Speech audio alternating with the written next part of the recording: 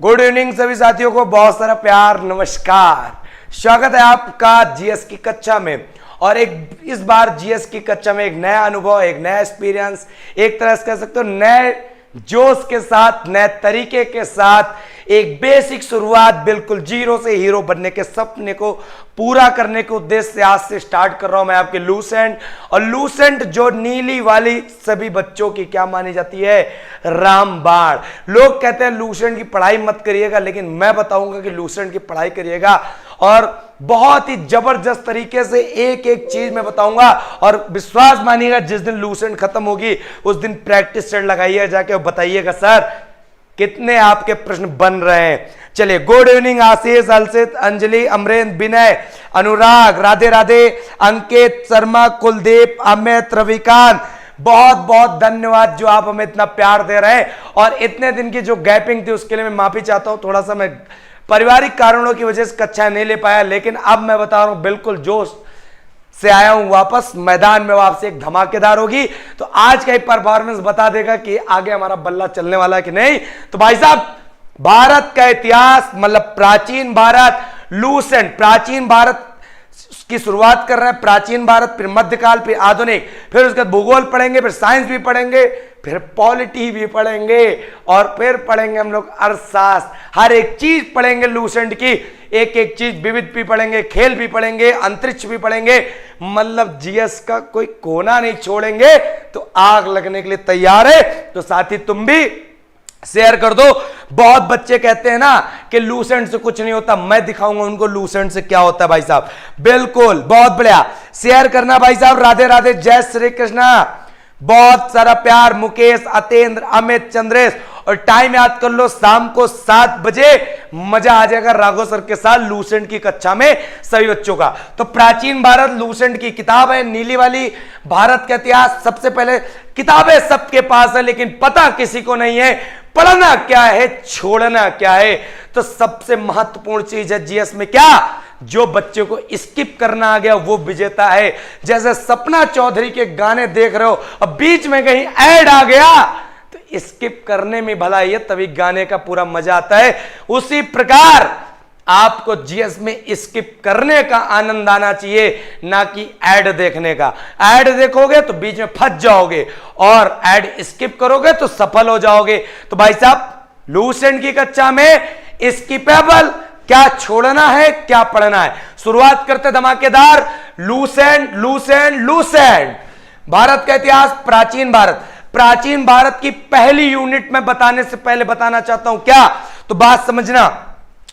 उत्तर में हिमालय से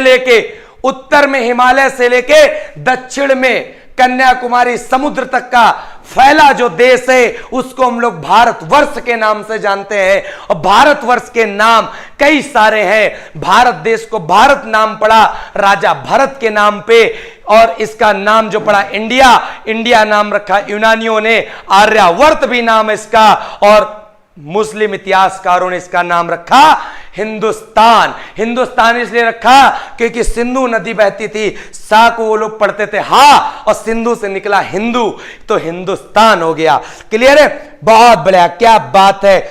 important question, highlight नहीं, पूरा पूरा बिल्कुल मजेदार पढ़ेंगे, केवल एक बार शेयर करना धमाकेदार। प्राचीन भारत में सबसे पहले यूनिट हम लोग उठाते हैं क्या, तो याद रखिएगा पहली यूनिट है। तो आपको पता चल गया क्या, क्या पता चला, उत्तर में हिमालय से लेकर फैला, मतलब उत्तर में फैला हुआ क्या, उत्तर में फैला हुआ हिमालय से लेकर दक्षिण में फैला, उत्तर से लेकर दक्षिण में फैला समुद्र तक का जो देश है उस देश को कहते हैं हम लोग भारत देश। क्या कहते हैं, भारत देश कहते हैं। और भारत देश के नाम कई सारे हैं। भारत देश का जो नाम है वो भारत किस आधार पे है, तो याद रखिएगा राजा भरत के नाम पे है। राजा, अब एक एक प्रश्न रटवाऊंगा, राजा भरत के नाम पे क्या है, भारत देश है। क्लियर है, फिर यहीं पे याद रखिएगा, क्या याद रखोगे, इंडिया। इंडिया किसने कहा, तो इंडिया याद रखिएगा यूनानियों ने कहा। किसने कहा, यूनानी ने। और याद रखिएगा यूनानी किसे बोलते हैं, तो भाई साहब यूनानी बोलते हैं ग्रीक, ग्रीक, ग्रीक भाषा और प्रेजेंट टाइम में जो ग्रीस बन रही, तो अभी प्राचीन भारत आगे जाके पढ़ोगे वहां पर आपको मिलेगा। भारत पे आक्रमण करने वाली विदेशी शक्तियों के बारे में बताओ। हिंद, यूनानी, शक, पहलो, कुषाण, एक एक चीज न रटवाया तो मेरा भी नाम राघव सर ने याद रखे। बहुत बढ़िया। अच्छा, आप हमें डेली याद करते हैं रविकांत जी, बहुत सारा प्यार, नमस्कार, क्या बात है। राहुल मीना, अच्छा बहुत बढ़िया बेटा, शेयर करना है वीडियो को जबरदस्त तरीके से, मजा आ जाएगा आपको, ठीक है, क्या बात है। चलिए, और इसको हिंदुस्तान किसने कहा? तो हिंदुस्तान कहा किसने? तो हिंदुस्तान कहा भाई साहब किसने? मुस्लिम इतिहासकारों ने। किसने कहा? मुस्लिम इतिहासकारों ने भारत को क्या कहा? हिंदुस्तान। और हिंदुस्तान कैसे कहा? तो एक सिंधु नदी बहती थी, कौन सी? सिंधु, और मुस्लिम लोग सा को पढ़ते थे क्या? हाँ, तो उनसे निकलता था हिंदुस्तान। अपना हिंदुस्तान है ही इतना अजीब, इतना प्यारा, इतना न्यारा। फिर भाई साहब इस प्रकार ये एक इतिहास की कल्पना हो रही है। तो लूसेंट के अनुसार इतिहास को हम लोग पढ़ने की दृष्टि से, अध्ययन की दृष्टि से 3 वर्गों में बांटते हैं। वो 3 वर्ग कौन कौन से हैं? तो भाई साहब देखो, इतिहास को जो 3 वर्गों में बांटा जाता है, तो इतिहास को 3 वर्गों में बांटा गया है। तो यहां पे लिखते हैं पहले इतिहास। तो इतिहास को 3 वर्गों में बांटा गया है। इतिहास को 3 वर्गों में कौन कौन बांटा गया है? तो भाई साहब तीनों पढ़ना हमें जबरदस्त तरीके से। पहला तो है प्राचीन भारत। क्या है? प्राचीन भारत, पहला भाग। दूसरा मध्यकाल भारत। दूसरा क्या है भाई साहब? मध्यकालीन भारत। और तीसरा क्या है? तीसरा है आधुनिक भारत। और लूसेंट के अनुसार एक और इतिहास का पार्ट पढ़ेंगे। क्या पढ़ेंगे? तो देखिएगा, आधुनिक काल या आधुनिक भारत। एक लूसेंट के अनुसार एक पार्ट और पढ़ेंगे जो है वर्ल्ड हिस्ट्री के नाम से, मतलब विश्व इतिहास। तो विश्व इतिहास, तो इतिहास को 4 वर्गों में पढ़ेंगे हम लोग लूसेंट के अनुसार, जिसमें शुरू करेंगे पहली यूनिट प्राचीन भारत से। और बिल्कुल जबरदस्त तरीके से लूसेंट का कतरा कतरा तुम्हारे शरीर में पिरो दूंगा, सिर्फ तुम हमारा साथ देना। अब याद रखिएगा, बहुत ही एनर्जी के साथ आया हूं वापसी। वापसी मैदान में जब करता है ना, तो घायल शेर होता है, घायल परिंदा होता है। और याद रखिएगा, जबरदस्त तरीके से वापसी है। बहुत बढ़िया भाई साहब, शेयर करना। अगर तुमने शेयर नहीं किया ना, मजा नहीं आएगा। गुरु का मनोबल मत डाउन होने देना, और बता देना लूसेंट की पहली ही कक्षा दमदार थी। शेयर लाइक में कोई कमी मत रहना, मजा आ जाएगा। चलो भाई साहब, सबसे पहले तो प्राचीन भारत को देखते हैं। तो प्राचीन भारत को समझते हैं, तो यहां पे अब लगा लेते हैं प्राचीन भारत, एशियंट हिस्ट्री।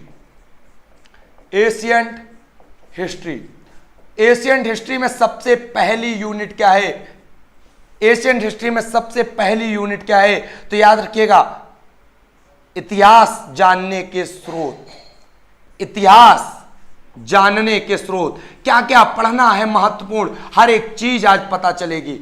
इतिहास जानने के स्रोत, तो पहली यूनिट आपकी यही है, इतिहास जानने के स्रोत प्राचीन भारत में। ठीक है, तो प्राचीन भारत में इतिहास जानने के स्रोत क्या क्या हैं, तो देखते हैं जबरदस्त तरीके से। अब बहुत बढ़िया, क्या बात है, डेली क्लास होगी शाम को 7 बजे यूट्यूब पर होगी भाई साहब। बहुत बढ़िया, बिल्कुल बिल्कुल भाई साहब। आर्यन, राहुल, चलिए बहुत बढ़िया बच्चा। चलिए, इतिहास जानने के स्रोत, तो इतिहास जानने के स्रोत को पता है 4 भागों में बांटा गया है। कितने भागों में? 4 भागों में बांटा गया है। वो 4 भाग कौन कौन से हैं, तो देख लेते हैं। पहले जो भाग है उसका नाम है धर्म ग्रंथ। क्या नाम है? धर्म ग्रंथ। तो धर्म ग्रंथ में आपको क्या क्या पढ़ना पड़ेगा? धर्म ग्रंथ में आपको वेद पढ़ने पड़ेंगे, वेदांग पढ़ने पड़ेंगे, और यहीं पे आपको पढ़ने पड़ेंगे क्या? पुराण पढ़ने पड़ेंगे। और धर्म ग्रंथ में आपको क्या पढ़ना पड़ेगा? पुराण के बाद उपनिषद पढ़ने पड़ेंगे। ये सारे के सारे क्या है? धर्म ग्रंथ के अंतर्गत आ जाएंगे। और धर्म ग्रंथ के बाद जो आपको आएगा वो क्या आएगा? धर्म ग्रंथ के बाद जो दूसरा आएगा वो भाई साहब आएगा ऐतिहासिक ग्रंथ। क्या आएगा? ऐतिहासिक ग्रंथ। तो ऐतिहासिक ग्रंथ में आपको देखो क्या करना है। तो ऐतिहासिक ग्रंथ का मतलब है ना कि जैसे सब प्रमुख प्रमुख लेखकों की पुस्तकें, जैसे भाई साहब आपको यहाँ पे जातक मिलेगी। जातक अभी बताऊंगा किस धर्म से संबंधित है। आपको यहाँ पे आगम मिलेगी। आगम के बाद यहाँ पे आपको अष्टाध्यायी मिलेगी। अष्टाध्यायी के साथ साथ आपको यहां पर क्या मिलने वाली है? आपको यहां पर रास तरंगिणी मिलने वाली है। मतलब एक एक चीज मिलने वाली है भाई साहब, मजा आ जाएगा आपको। ठीक है, और यहां पे मिलने वाले बहुत सारी चीजें।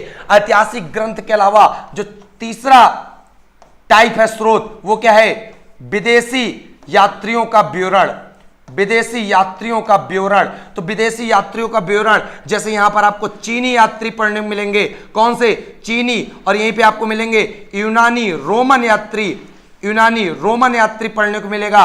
और यहीं पे आपको मिलेगा क्या? इस एक प्रकार से अरबी लेखक भी आपको यहीं पे पढ़ने को मिलेंगे। तो आपको मैं बिल्कुल एक कैटेगराइज कर रहा हूं किस प्रकार आपको पढ़ना है भाई साहब, क्या क्या महत्वपूर्ण है। फिर जो चौथा मिलेगा, पुरातत्व संबंधी साक्ष्य। पुरातत्व मतलब संबंधी साक्ष्य, मतलब यहां पे अभिलेख पढ़ने को मिलेंगे। अभिलेख का मतलब हो जाएगा क्या? जैसे आपका हाथी गुम्फा अभिलेख पड़ जाएगा, एशिया माइनर का बोगाज कोई पड़ जाएगा, एरण पड़ जाएगा, जूनागढ़ पड़ जाएगा, भीतरी स्तंभ अभिलेख पड़ जाएगा। और याद करवाऊंगा किसका कौन सा है, क्योंकि जूनागढ़ मतलब पता है, जूनागढ़ का एक एक चीज बतवा दूंगा कि गौतमी बलसिरी कैसे आए, नासिक वाला कैसे आया, एरण का कैसे आया, कैसे किसका याद रखना है। गुड इवनिंग बेटा मिस्टर क्लासिकल म्यूजिक, मजा आ रहा तो आज तो जबरदस्त तरीके से शेयर करोगे भाई साहब, बहुत बढ़िया बहुत बढ़िया। हाँ जबरदस्त क्लास अच्छा लगेगा ना, पूरा पूरा लगेगा। तो पुरातत्व संबंधी हम सारे अभिलेख पढ़ेंगे और सारे सिक्कों इक्कों के बारे में जानेंगे। तो सबसे पहले शुरू करते हैं क्या? देखो एक एक चीजें मैं कैटेगराइज कर रहा हूं, ओपन कर रहा हूं कि लूसेंट में आपको चलना कैसे है। तो भाई साहब चलना किधर से? अब धर्म ग्रंथ से चलना है। तो धर्म ग्रंथ से चलने के लिए तैयार हो जाओ सभी लोग। सुशील राही गुड इवनिंग बेटा, बहुत बढ़िया। सूरज विनय शिव पूजन, भाई साहब लाइक शेयर में कोई कमी मत करना, मैं तुमको पढ़ाने में कोई कमी नहीं रखूंगा, मैं आपसे वादा कर रहा हूं। चलो बहुत बढ़िया। अब सबसे पहले शुरुआत करते हैं किससे? धर्म ग्रंथ से। तो धर्म ग्रंथ से जब शुरुआत करते हैं तो भाई साहब सबको पता होना चाहिए क्या? भारत का सर्व प्राचीन धर्म ग्रंथ क्या है? सर्व प्राचीन धर्म ग्रंथ है जिसका नाम है क्या? वेद। और वेद के रचयिता किसे माना जाता है? तो वेद के रचयिता, पहला ही प्रश्न बनता है, सबसे प्राचीन धर्म ग्रंथ में क्या आता है? वेद। और वेद के रचयिता किसे माना जाता है? महर्षि कृष्ण, महर्षि कृष्ण द्वैपायन वेद व्यास, महर्षि कृष्ण द्वैपायन वेद व्यास, इनको माना जाता वेद का क्या? वेद का रचयिता। और इन्होंने वेदों को रचा। तो वेद इन्होंने कितने बताए? तो इन्होंने वेद बताए कितने? 4 वेद बताए। कितने बताए? 4 वेद। पहला वेद इन्होंने बताया ऋग्वेद। कौन सा बताया? ऋग्वेद। फिर दूसरा बताया इन्होंने यजुर्वेद। कौन सा बताया?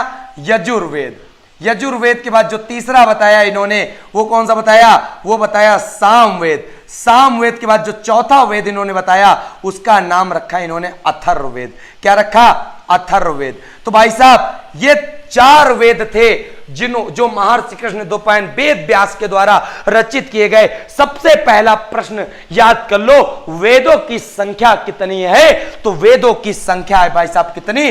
तो वेदों की संख्या है 4। और कौन कौन से वेद हैं? तो वेद याद कर लो, ऋग्वेद, यजुर्वेद, सामवेद, अथर्ववेद।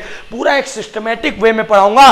कोई भी एग्जाम फाड़ देना जाके, रेलवे हो, एसएससी हो, बैंक हो, कोई भी एग्जाम फाड़ देना जाके पूरी पूरी जीएस यहां से मिलने वाली है, गारंटी। लूसेंट का एक अत्याधुनिक रूप मैं दूंगा।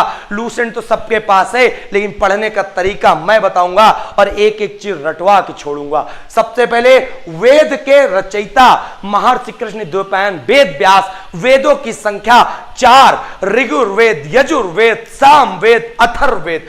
याद रखिएगा सबसे प्राचीन वेद कौन सा है? तो सबसे प्राचीन वेद कौन सा है या सबसे पुराना वेद? उसका नाम है ऋग्वेद। फिर यहां बात आती है सबसे नया वेद कौन सा है? सबसे आधुनिक वेद, उसका नाम है अथर्ववेद। क्लियर? फिर यहीं पे प्रश्न याद रखिएगा। क्या याद रखोगे बालक? इन वेदों में होते हैं उपवेद। क्या होते हैं? उपवेद। तो उपवेद भी याद रखिएगा। कैसे याद रखोगे? तो मैं उपवेद याद कराता हूं। कैसे? तो इधर मैं लिखे दे रहा हूं उपवेद। तो ऋग्वेद का जो उपवेद है उसका नाम क्या है? उसका नाम है आयुर्वेद। क्या नाम है? आयुर्वेद। फिर यजुर्वेद का जो उपवेद है उसका नाम क्या है? उसका नाम है धनुर्वेद। क्या नाम है?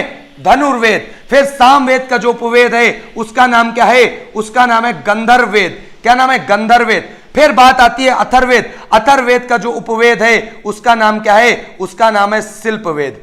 भाई साहब 4 वेद याद कराए और चारों वेदों के उपवेद याद करा दिए।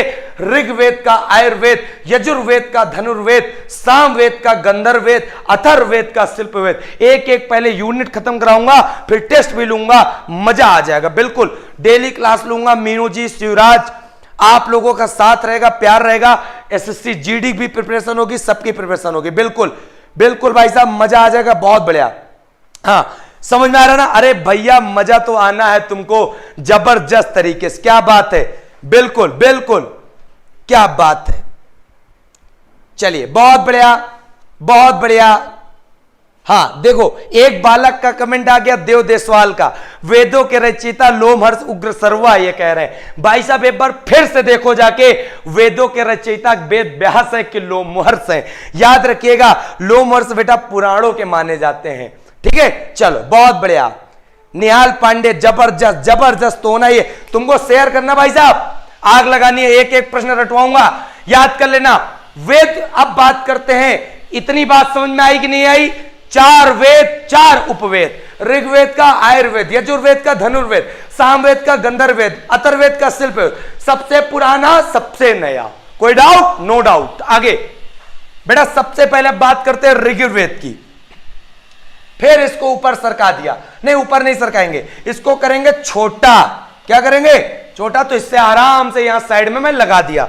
अब भाई साहब सबसे पहले हम वेद यहां पे लिखते हैं। क्या? सबसे पहले वेद लिखते हैं हम लोग ऋग्वेद के बारे में जानते हैं, ऋग्वेद के बारे में। तो सबसे पहला प्रश्न आता है, सबसे प्राचीन वेद कौन सा? तो सबसे प्राचीन वेद ऋग्वेद। क्लियर? फिर कितने मंडल हैं? मंडल याद कर लो, 10 मंडल। कितने? 10 मंडल। कितने श्लोक हैं? 1028 सूक्त, और सूक्त को ही कहते हैं क्या? श्लोक। और 10,462 ऋचाएं, और ऋचाएं को बोलते हैं क्या? रचनाएं। ठीक, 10 मंडल, 1028 श्लोक या सूक्त, और 10,462 ऋचाएं, मतलब रचनाएं। याद रखिएगा, ऋग्वेद में है। अभी इनको भी प्रश्न बताऊंगा, एक एक प्रश्न। क्या प्रश्न बनेगा? तो पहला प्रश्न समझो, इनकी रचनाओं को पढ़ने वाले को क्या बोलते थे? इनकी जो रचनाएं होती हैं, इनके पढ़ने वाले को क्या कहते हैं? तो इनको पढ़ने वाले को कहते हैं होत्र। क्या कहते हैं? होत्र। याद करते चलना, एक एक रटना है। 10 मंडल में कौन कौन से मंडल प्रमुख है तुम्हारे? तो भाई साहब हम बताते हैं कौन कौन से प्रमुख हैं। बहुत बढ़िया कमेंट आ रहा, क्या बात है, शेयर कर रहे हो। अरे भाई साहब दिल खुश कर दोगे आज तो तुम हमारा, क्या बात है। चलिए, सबसे पहला 10 मंडल में एक मंडल याद कर लो, तीसरा मंडल। कौन सा याद करोगे? तीसरा। तो तीसरे मंडल में क्या है? तीसरे मंडल में जो सूर्य देवता सावित्री है, सूर्य देवता सावित्री, उनको गायत्री मंत्र समर्पित है। तो याद रखिएगा, सूर्य देवता सावित्री को समर्पित मंडल कौन सा है? तो याद रखिएगा, सूर्य देवता सावित्री को समर्पित मंडल तीसरा है। भाई साहब कौन सा है? तीसरा।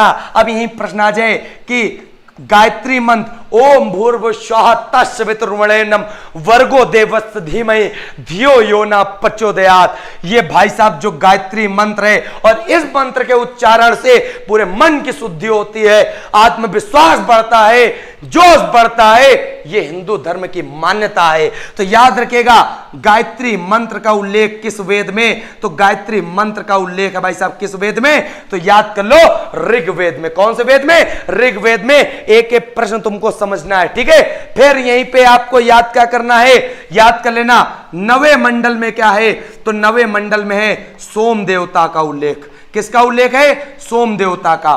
भाई साहब 10 मंडल, 1028 श्लोक, मतलब सूक्त। सूक्त को हम लोग क्या कहते हैं? सूक्त को ही बोलते हैं श्लोक। और ऋचाओं को क्या कहते हैं? ऋचाओं को ही कहते हैं रचनाएं। और इनकी रचनाओं को पढ़ने वाले क्या कहते हैं? होत्र कहते हैं। बिल्कुल मजा आ रहा ना? क्या बात है भाई साहब, जबरदस्त अंदाज में बैटिंग हो रही है आज तो, ठीक है। और इन्हीं मंडल में तीसरा मंडल सूर्य देवता सावित्री को समर्पित, 9वां मंडल सोम देवता को समर्पित, और याद कर लेना 8वां मंडल किसको? तो हाथ से लिखित हुई रचनाएं होती हैं, तो उन रचनाओं को क्या कहते हैं? तो याद रखिएगा, हस्तलिखित रचनाएं।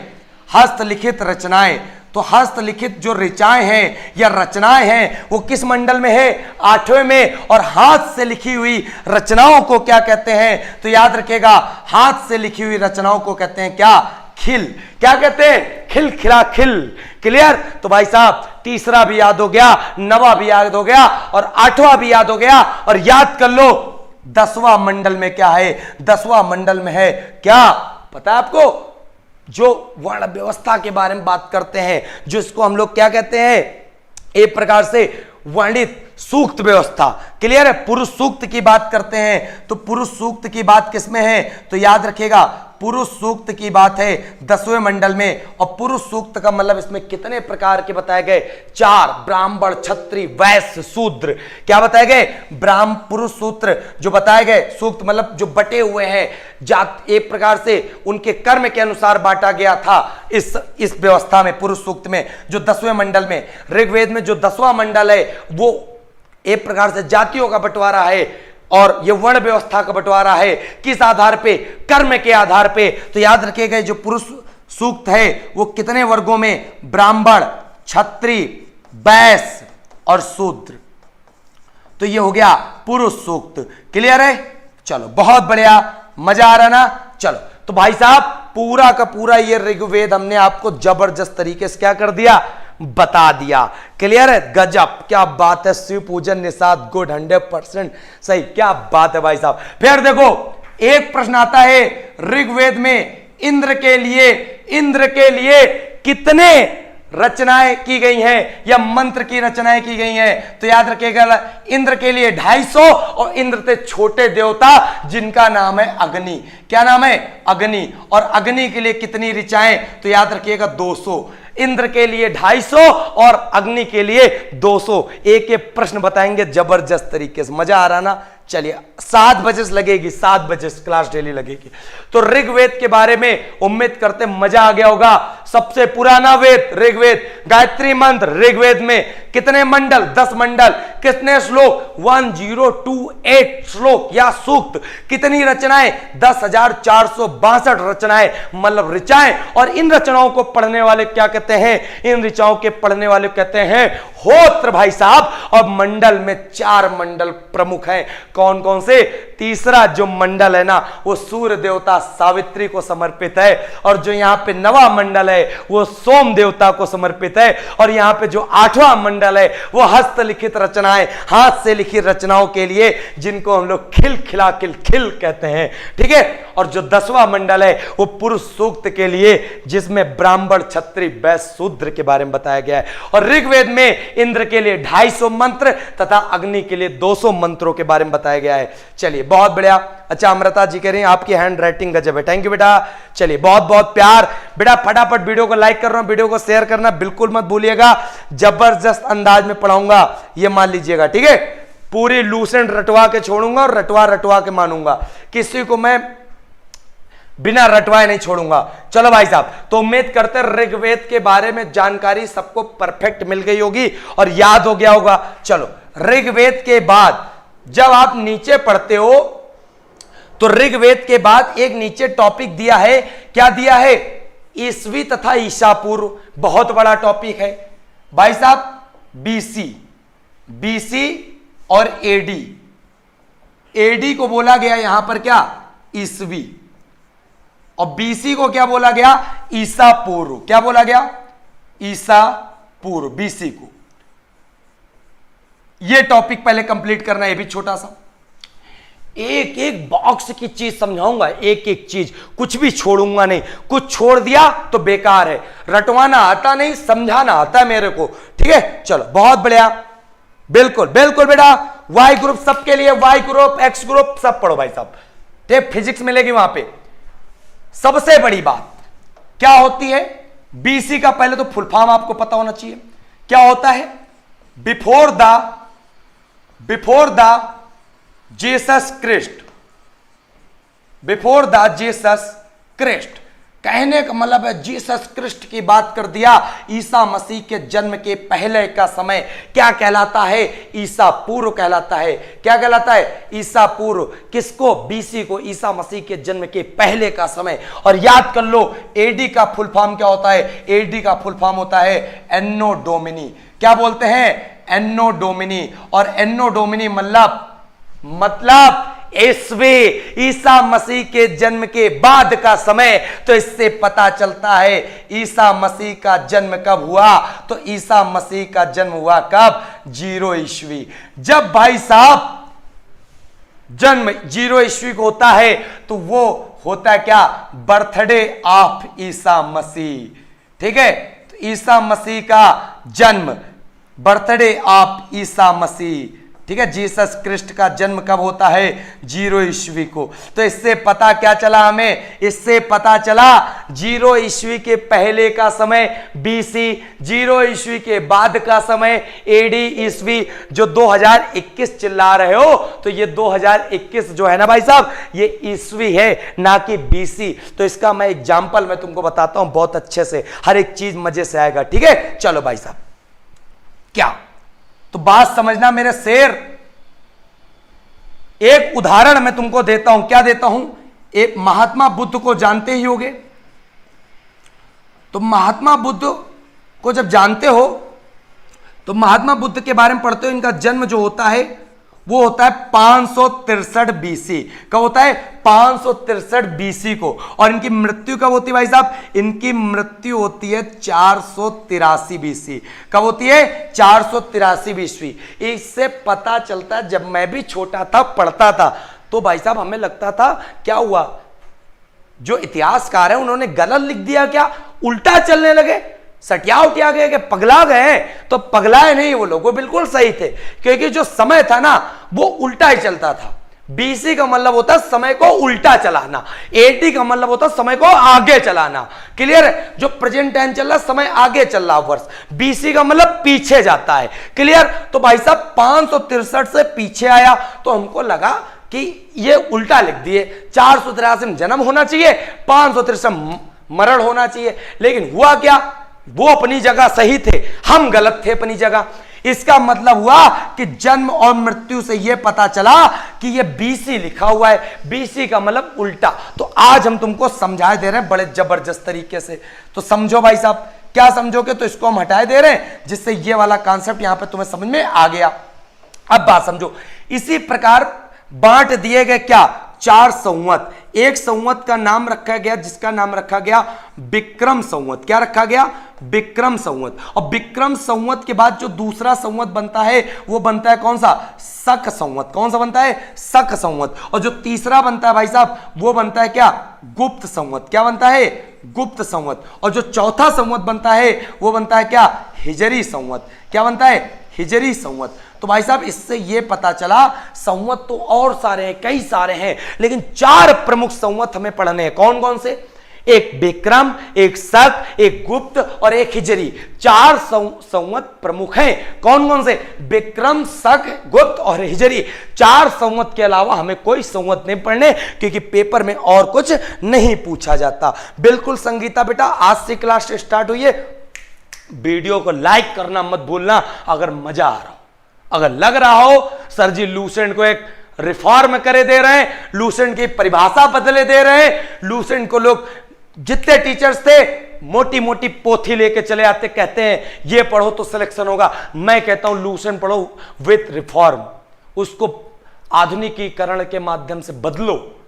चीजों को बदलना आना चाहिए। बैसाखी तो तुमको सब पकड़ा देंगे, चल लोगे। एक बार बैसाखी फेंक के देखो तब तुमको चलना आता कि नहीं आता, तब देखो भाई साहब। चलो बहुत बढ़िया। देखो 4 संवत हैं, विक्रम, शक, गुप्त, हिजरी। तो बात समझो, सबसे पहला प्रश्न रट डालो सब बच्चा। कहां रटोगे? विक्रम संवत का टाइम पीरियड कितना होता है? तो विक्रम संवत का टाइम पीरियड होता है 57 अथवा 58, कहीं कहीं 57 और कहीं कहीं 58 मिल जाता है। और क्या लगा होता है? बीसी। क्या लगा होता है? बीसी। शक संवत का टाइम पीरियड कितना? तो याद रखिएगा 78 ईस्वी। कितना? 78 ईस्वी। तुम एक चीज देखो, 4 संवत है। गुप्त संवत का टाइम पीरियड कितना? तो गुप्त संवत का 319 और 320 ईस्वी डैश करके, हिजरी का 622 ईस्वी। सारे बचवा का याद हो गया होगा कि 4 संवत कौन कौन से हैं। तो कौन कौन से मेरे बालक? विक्रम, शक, गुप्ता और हिजरी। क्लियर? एक तो हमारे नाम पे याद कर लो, गुप्ता मैं भी हूं तो गुप्त संवत।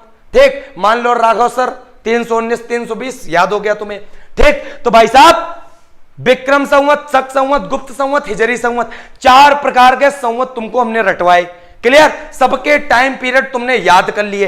अब पेपर में सबसे पहला प्रश्न आईएएस में पूछा गया। क्या पूछा गया? लूसेंट की किताब से पूछा गया। क्या पूछा गया? पूछा यह गया कि निम्नलिखित में से बताओ कौन सा संवत चारों में भिन्न है। तो चारों में संवत भिन्न कौन सा है?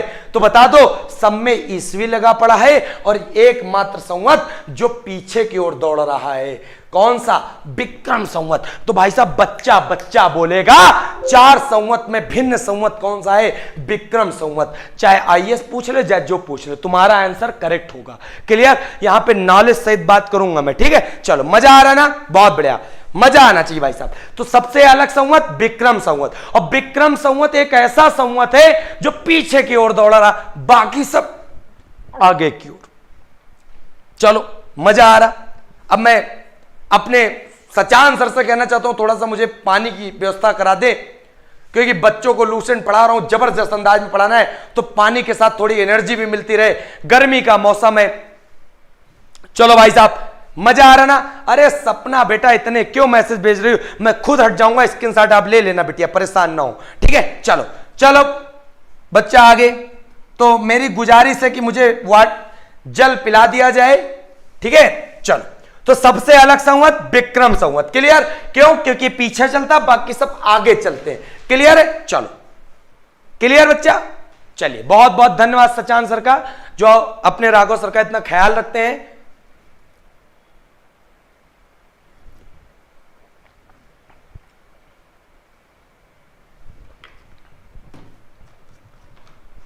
भाई साहब 4 संवत बता दिए।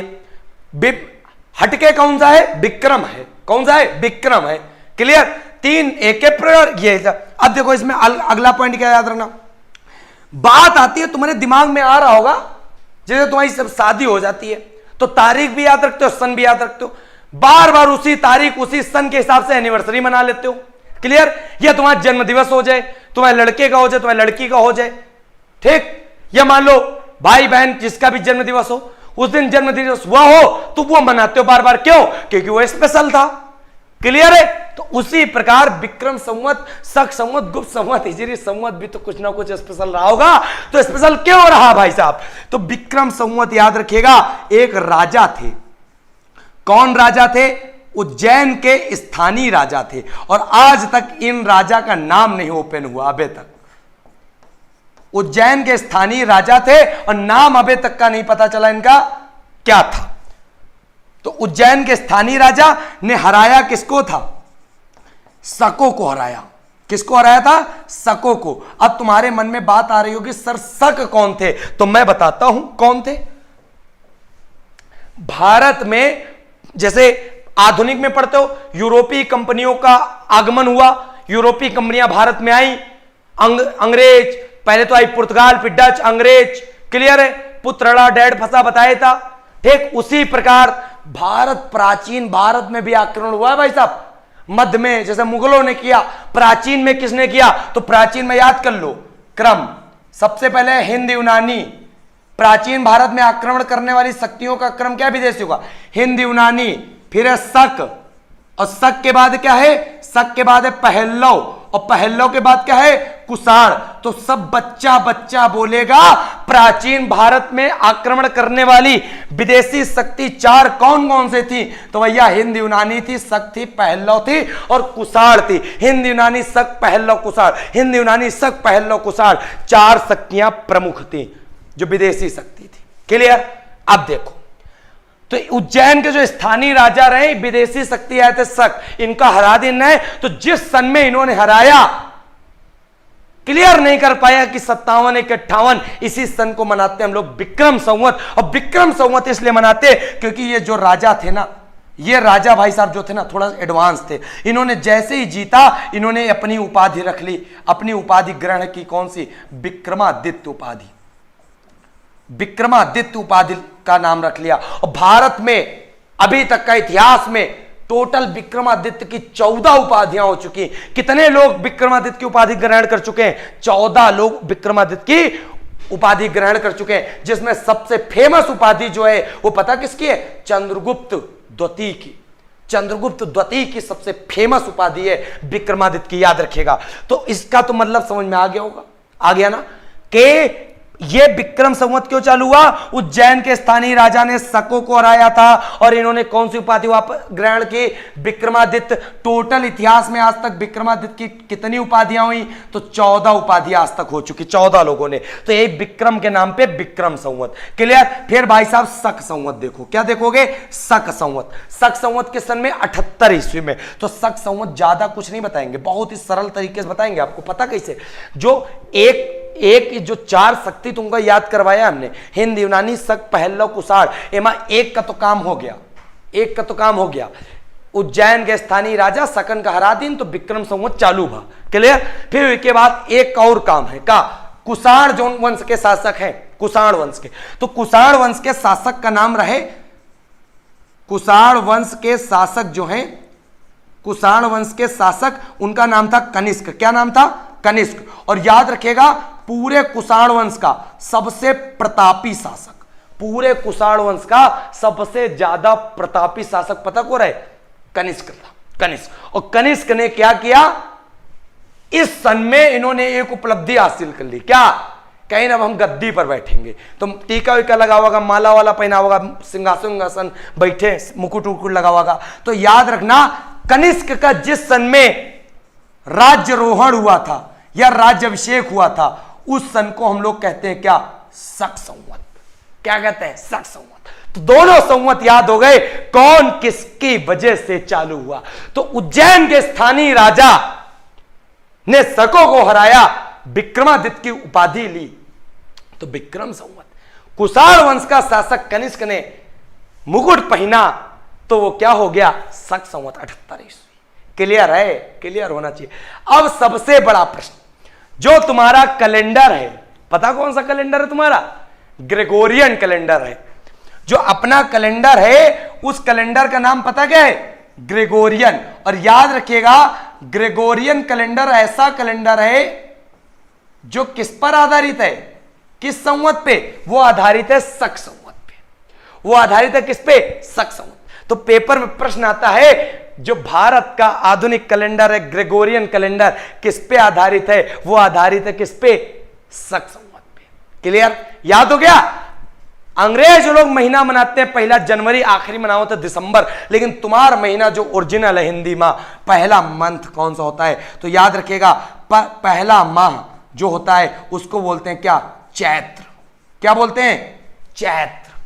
जो अंतिम महीना होता है उसको क्या बोलते हैं? तो याद रखिएगा अंतिम माह जो होता है उसको बोलते हैं फागुन। फागुन। भैया एक एक चीज बताएंगे तुमको, एक एक चीज, बेसिक से बेसिक, ऊपर से ऊपर, मजे से मजे, बिल्कुल। बहुत बढ़िया निधि, रविकांत, मैं भाई साहब एक बार जोर लगाओ, शेयर करो, जबरदस्त अंदाज में मजा आ जाए। चलो भाई साहब, पहला महीना हिंदी का चैत्र और अंतिम फागुन। और याद रखिएगा चैत्र शुरुआत कितनी तारीख से होता है? चैत्र की शुरुआत होती है 22 मार्च से। कब से? 22 मार्च की। और फागुन का अंतिम दिन कब होता है? तो फागुन का अंतिम दिन होता है 21 मार्च को। क्लियर? फागुन का अंतिम दिन होता है 21 मार्च और शुरुआत होती है 22 मार्च। मजा आ रहा ना? क्लास बेटा आराधना शाम को 7 बजे आपको मिलेगी। चलो इसको फिर छोटा करते थोड़ा सा, फिर आगे देखते हैं मजे से। ठीक? अच्छा, आपको स्क्रीनशॉट लेना, ले लो बच्चा। मैं आपको स्क्रीनशॉट पहले लेवा दूं, फिर उसके बाद छोटा करते हैं।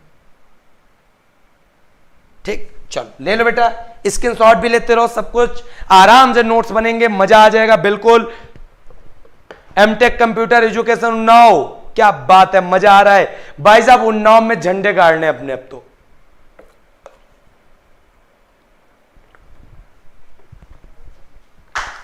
मजा आ रहा ना भाई? बिल्कुल बिल्कुल बिल्कुल बिल्कुल।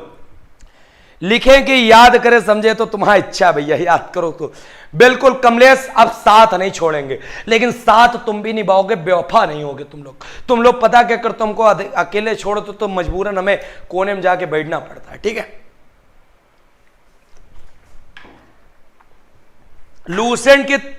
लूसेंट से जीएस में आग लगाएंगे, मैं बता रहा हूं। लूसेंट से जीएस में जितने यूट्यूब है जाके देख लो, लूसेंट की सिर्फ पढ़ी है, बांची गई है। लेकिन अब देखना लूसेंट पढ़ी कैसे जाती, सिखाई कैसे जाती, दिमाग में कैसे रखी जाती, तो मैं सिखाऊंगा तुमको। चलो भाई साहब, सबके लिए बिटिया कंप्लीट रही है, धर्मेश सबके लिए कंप्लीट रहेगा, परेशान ना हो तुम, ठीक है। बस पढ़ते रहो भाई साहब, पढ़ते रहो।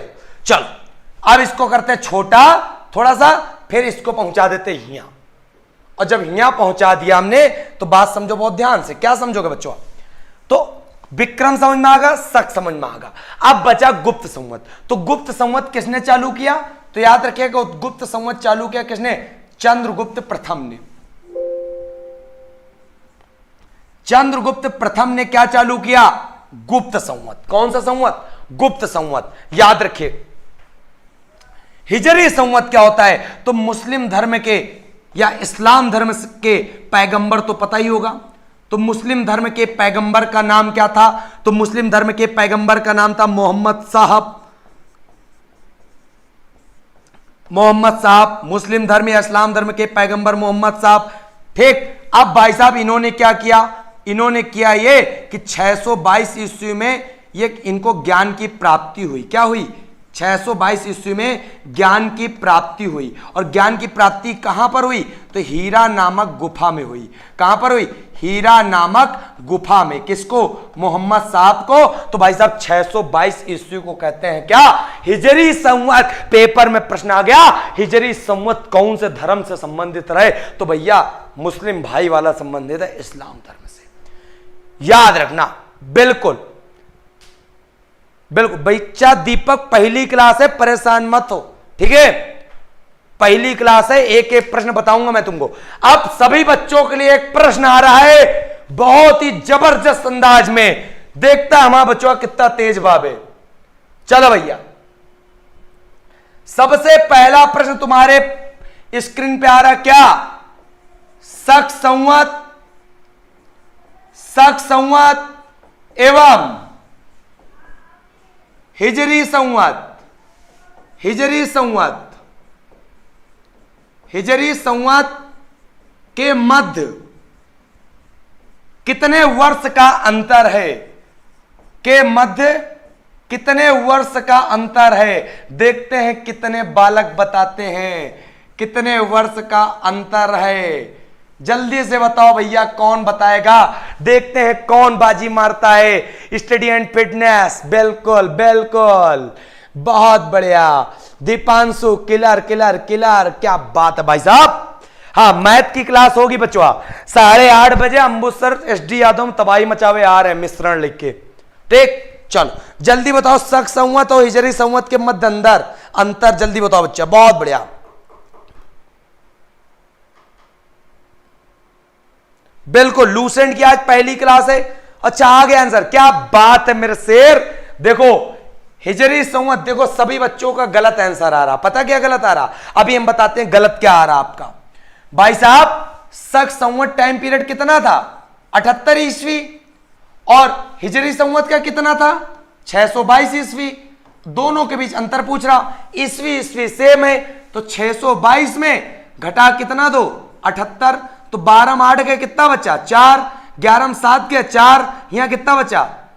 5। 544 साल का फर्क है शक संवत और हिजरी संवत के बीच में।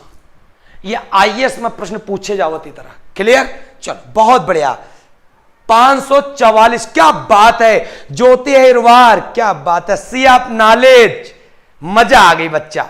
सर्वेश के एडिटिंग, क्या बात है। आशीष, बहुत बढ़िया बहुत बढ़िया। सबको मजा आएगा ना? अगला प्रश्न पूछते हैं, अब देखते हैं कितने बालक बताते हैं, मजा आ जाएगा। शक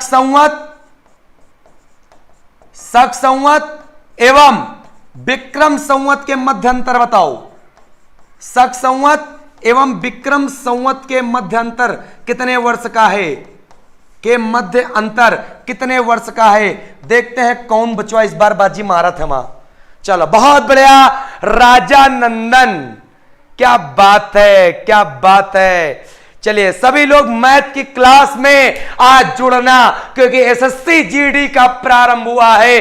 तो आज एसएससी जीडी के लिए लूसेंट की क्लास और मैथ में एसडी यादव आतंक छाएंगे जबरदस्त तरीके से। 7 बजे जुड़ना न भूलो हमसे, और 8:30 बजे मिलना है अम्बुज सर से, जो मैथ ऑफ विजार्ड। क्लियर, बहुत बढ़िया। हाँ देख लो कित, अरे बच्चा सब फेल हो गए। 21 साल निकाल के, हमको पता रहा गलती करिए या बच्चा, कोई बात नहीं बच्चों। अब बात समझो बहुत प्यार से। क्या समझोगे? शक संवत मतलब 78 ईस्वी है, मतलब 78 ईस्वी है। विक्रम संवत मतलब बच्चा 57 बीसी है, 57 बीसी है। क्लियर? तो बात समझो, अब ईस्वी नहीं है कि सेम है, घटा के रख दो, अब ती अलग अलग है। तो सबसे पहली बात बीसी है, मतलब उल्टा चलेगा मामला। उल्टा का मतलब 57, 56, 55, 54। क्लियर? तो भाई साहब 57 से इसी प्रकार उल्टा चलते चलते एक समय ऐसा आएगा कि 0 ईस्वी मिल जाएगी, मतलब 57 साल ये चल के आना पड़ेगा, तभी तो 0 ईस्वी मिलेगी, वरना 0 ईस्वी नहीं मिलने वाली।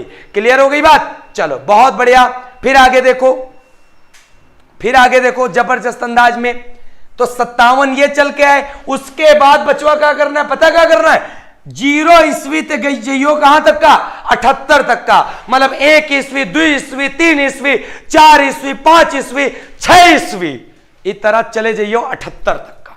और जब 78 साल तक यहां जाओगे तो 78 और 57, 78 और 57 दोनों जोड़ दो, कितना आएगा भाई साहब? 78 57 हो गया, 8 7 15, 7 5 12, 1 13।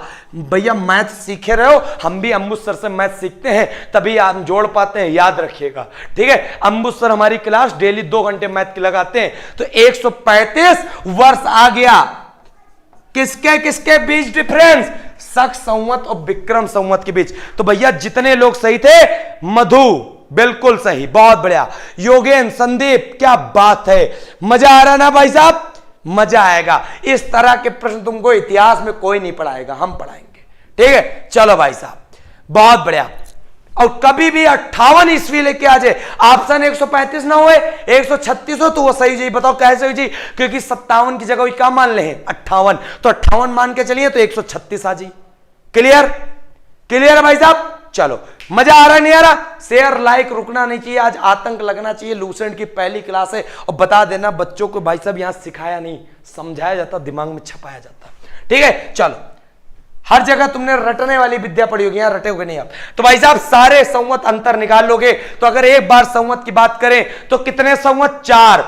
कौन सा कैलेंडर अपना आधारित है? शक संवत पे। ग्रेगोरियन कैलेंडर है, पहला महीना हिंदी का चैत्र, अंतिम फागुन। चैत्र की शुरुआत 22 मार्च थे, फागुन का अंतिम दिन 21 मार्च। क्लियर? फिर बच्चा चारों संवत में सबसे अलग कौन सा है? विक्रम। विक्रम एक के पीछे अलग है क्योंकि उल्टा जावत है, बाकी तीनों आगे जावत है। तो विक्रम संवत मतलब कितना? कितना? 57 या 58 बीसी। शक संवत 78 ईस्वी। गुप्त संवत 319 320 ईस्वी। हिजरी 622 ईस्वी। खत्म। फिर विक्रम चालू का है बा, उज्जैन के राजा रहे एक स्थानीय जिनका नाम नहीं पता बया तक का, और वही हराइन के कर है सकन का। तो विक्रमादित्य की उपाधि धारण कर लेन, उसके बाद 14 उपाधि हुई इतिहास में आज तक का, और 14 उपाधि भाई जयमा यह फेमस अपनी उपाधि के नाम पे संवत चला दिन विक्रम संवत। फिर शक संवत हुए पर प्राचीन भारत में विदेशी शक्ति आई रहे, विदेशी शक्ति आई रहे 4। हिंद, यूनानी, शक, पहलव, कुषाण। जेमा कुषाण के राजा रहे कनिष्क, और कनिष्क रहे सबसे प्रतापी शासक, और जब प्रतापी रहे तो चालू कर इनका अपन राज्याभिषेक मुकुट धारण कर ली। तो मुकुट धारण कर ली तो इस संवत बना दिन शक। गुप्त में चालू कर दिन कौन? चंद्रगुप्त प्रथम। और हिजरी मोहम्मद साहब को ज्ञान की प्राप्ति। खत्म काम। तो संवत बीसी ईस्वी का पूरा क्लियरेंस होगा।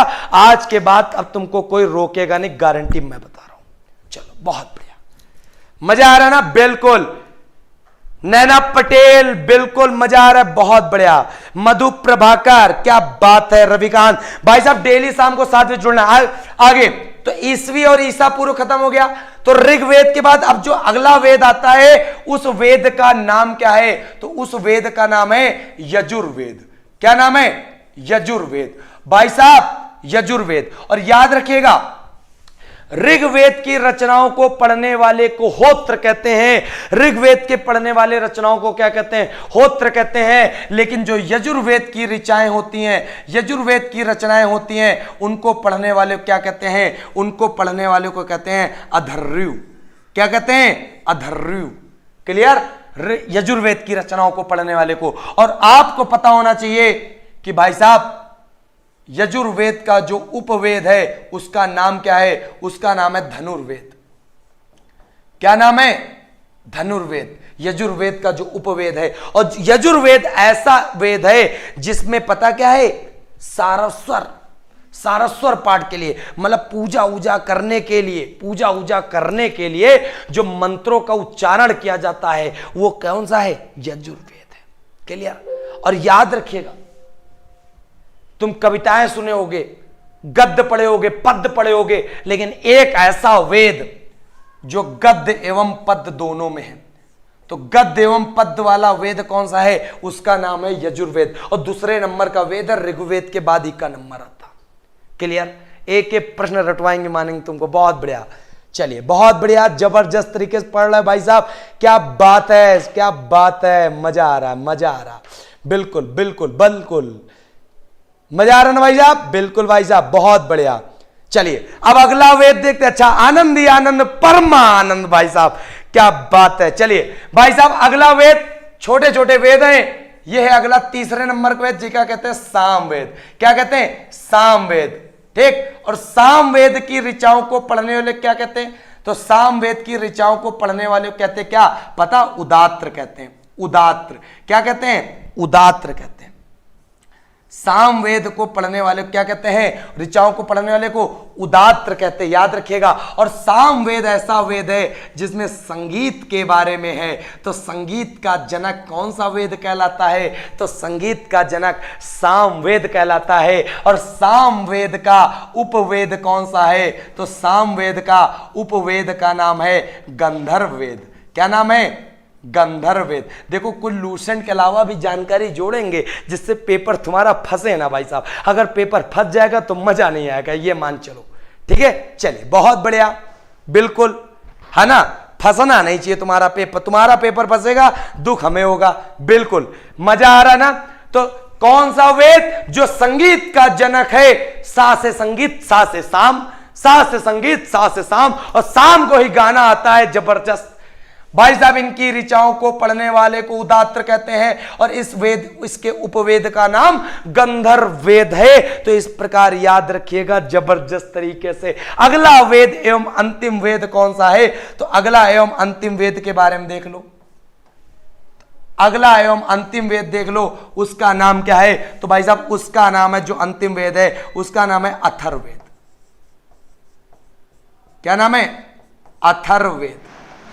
क्लियर? तो अथर्ववेद जो है सबसे नया वेद है। और यह वेद ऐसा है जिसमें जादू टोना,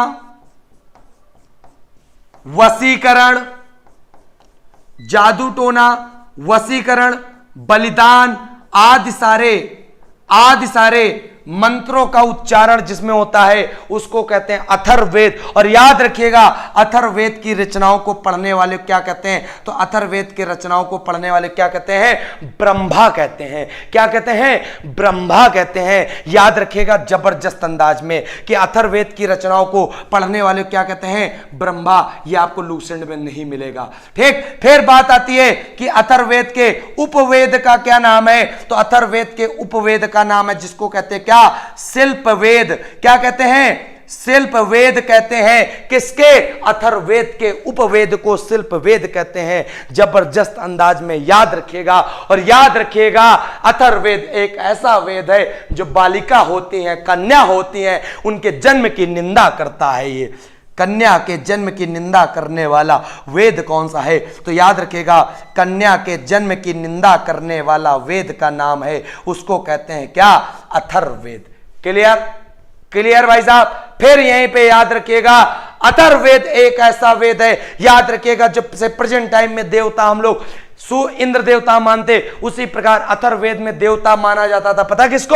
अथर्ववेद में देवता माना जाता था प्रजापति को।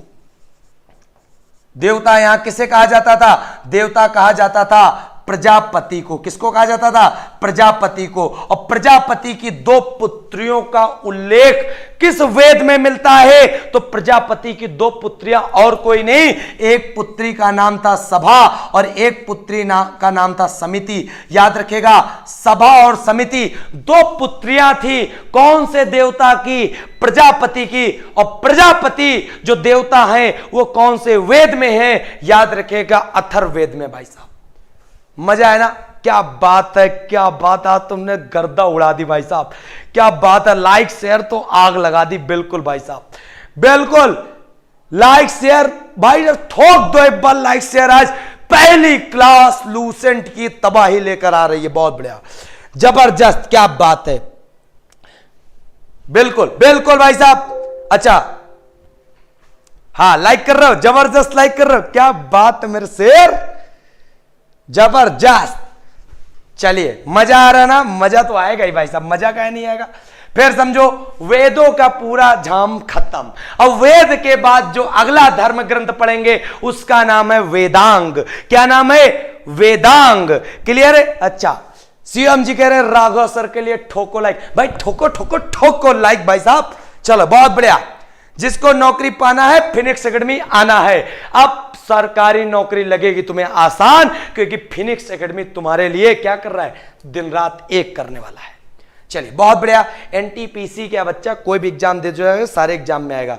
बिल्कुल बच्चा, बहुत बढ़िया, क्या बात है, क्या बात है। चलिए हाँ, देखो वेदों को भली बात समझने के लिए अब बताओ, अब बात समझो बहुत ध्यान से बच्चों। क्या समझोगे? समझ लो, वेद पढ़ लिए, पढ़ लिए। वेद के बाद जो नंबर आ रहा धर्म ग्रंथ में वो आ रहा वेदांग। कैसे? बहुत लोगों को वेद नहीं समझ में आते। जब अंबू सर आपको मैथ पढ़ाते हैं तो बहुत लोगों को ट्रिक नहीं समझ में आती, फिर उनको एक्स वाई वाला अपना ब्रह्मास्त्र जैसे निकाले तुमको समझ में आ जाता है। ठीक उसी प्रकार सेम टू सेम मामला। क्या?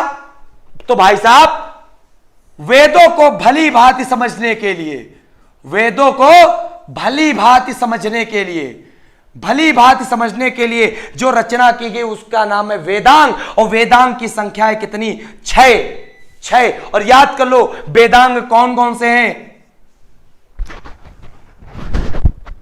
सजा सर यूपीएस ऑन करिए आपके।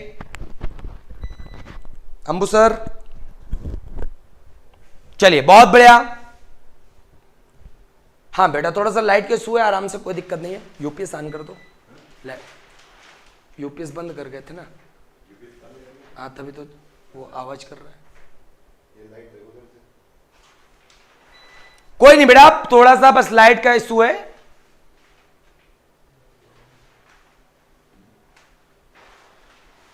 चलिए, वेदांग की संख्या कितनी है? 6। अब वो 6 याद कर लो कौन कौन। एक का नाम है शिक्षा, एक का नाम है ज्योतिष, एक का नाम है कल्प और एक का नाम है निरुक्त। शिक्षा, ज्योतिष, कल्प, निरुक्त और एक का नाम है छंद और व्याकरण।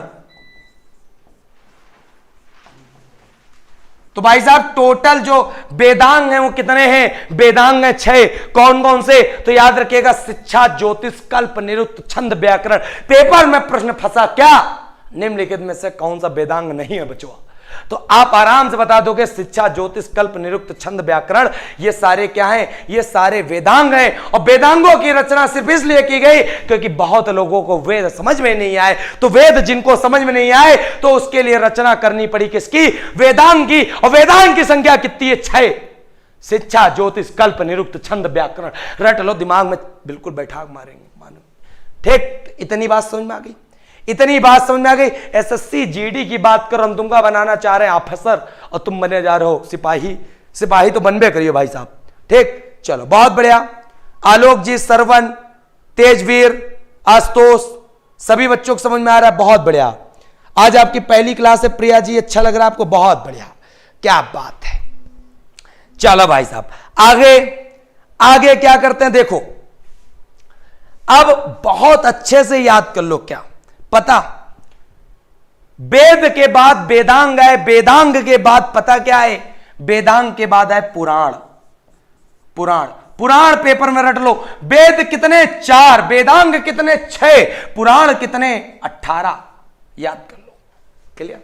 अब पुराण है 18 और पुराण के रचयिता किसे माना जाता है, तो पुराण के रचयिता याद कर लो बच्चा, एक का नाम था लोमहर्ष।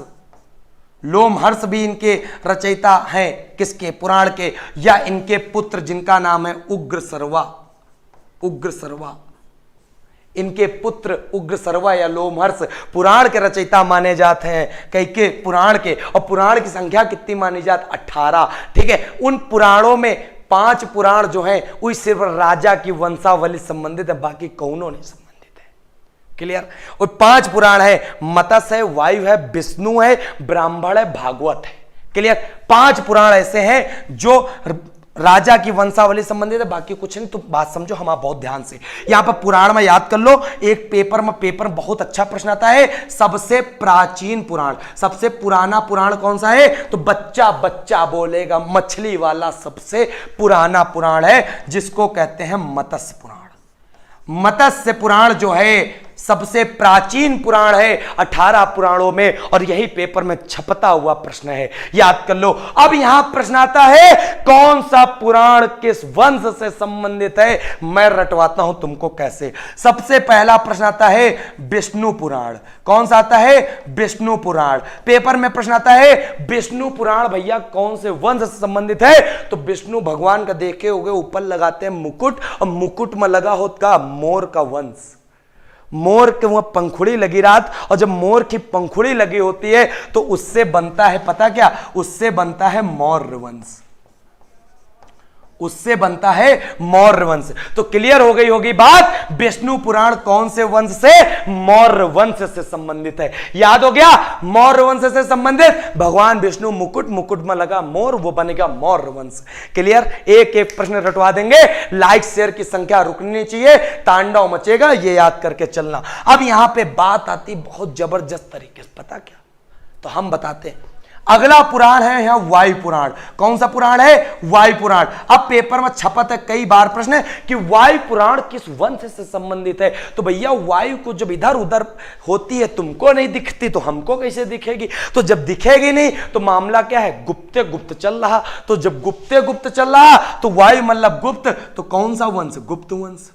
तो वायु पुराण मतलब गुप्त वंश।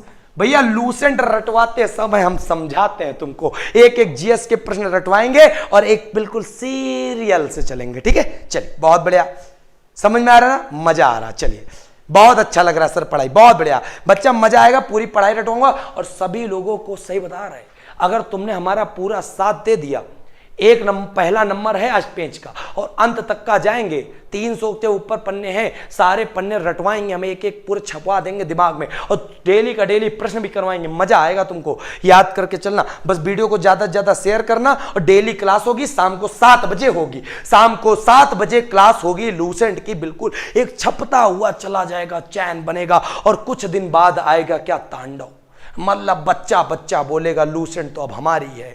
जैसे बिहार का बच्चा रटा हुआ होता है क्या, पूरी लूसेंट, उसका रिवीजन होगा, यूपी एमपी राजस्थान सब बच्चा, हरियाणा सब जगह का बच्चा यहां पढ़ेगा।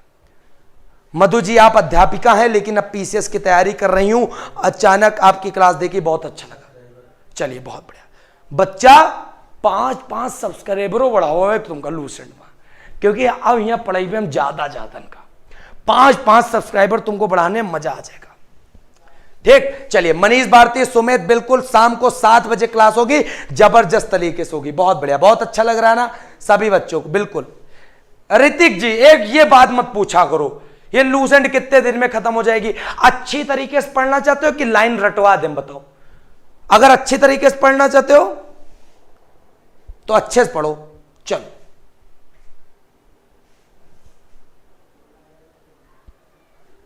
अरे Ambu sir Ambu sir, Ambu sir, थोड़ा सा अंबू सर को बुलाइए।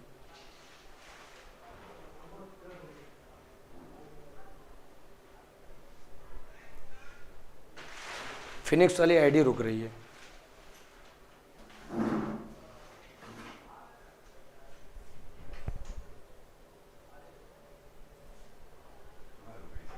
चलो देखते रहो 2-3 मिनट।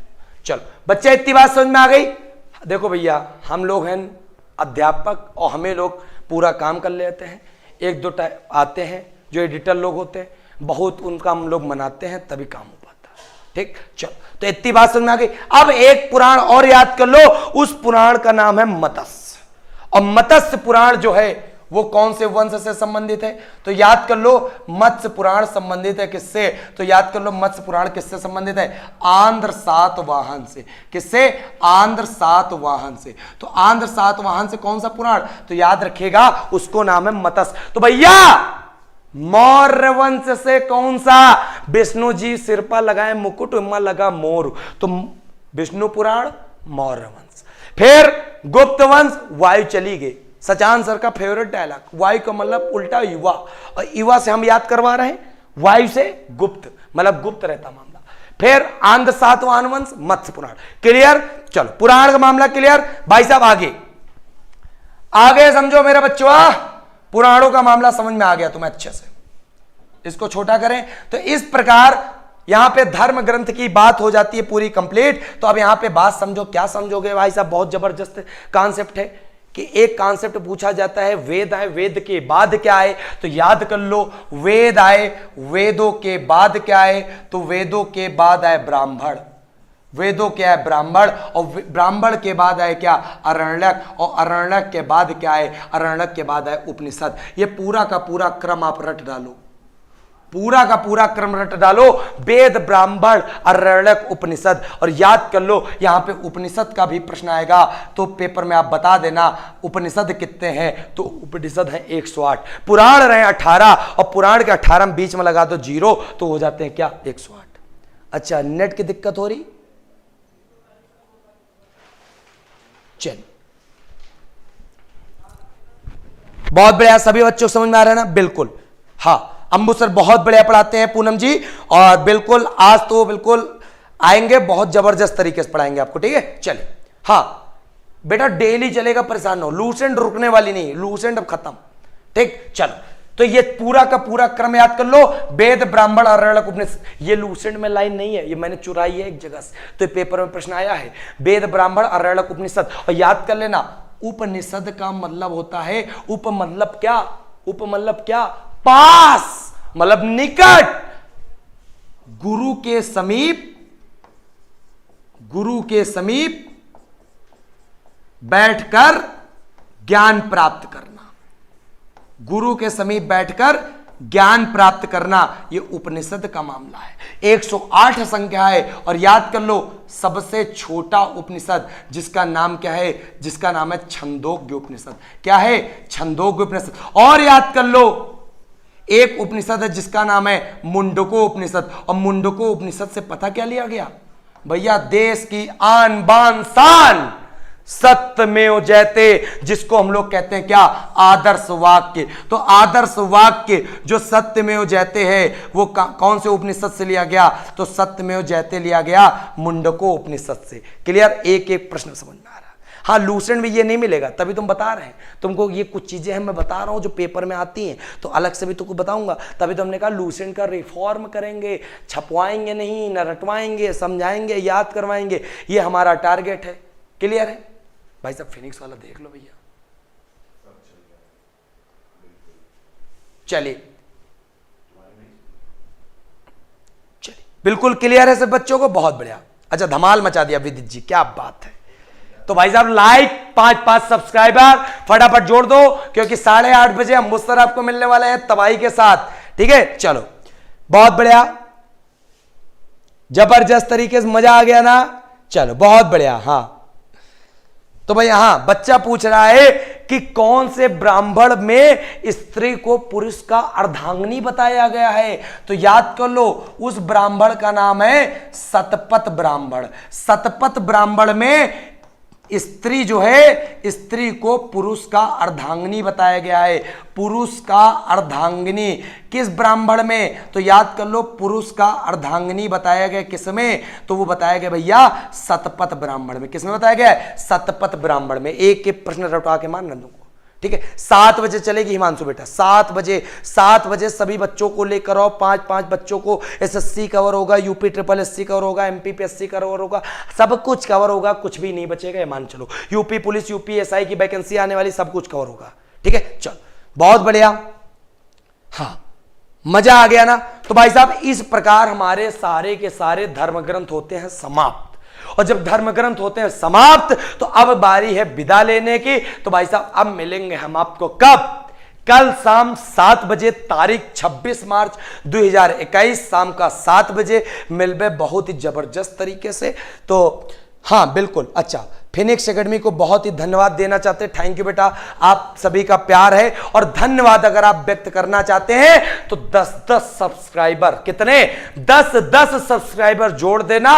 जबरदस्त बता रहे हैं, पहली बैटिंग रहे, जबरदस्त आनंद आया होगा। अगली क्लास में छक्का चौवा पड़ी है जबरदस्त तरीके से, ठीक है। तो पहली बैटिंग बिल्कुल अंदाज में हुई है वीरेंद्र सहवाग की तरह। चलो बहुत बढ़िया। अच्छा 5 बार दबा दिनो लाइक। अरे भैया 5 बार न दबाओ, 4 बार दबाओ तो मनबो करता है।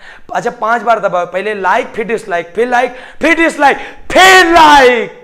क्या बात है, बहुत बढ़िया। मधु चांदनी, कितने बच्चों को आज मजा आया फटाफट कमेंट करके बताओ। और जब वीडियो समाप्त हो जाए तब बताना लूसेंट की सीरीज जो पहले स्टार्ट हुई है फिनिक्स एकेडमी और लक्ष्य ऑफिशियल के द्वारा, जानदार शानदार कैसी है।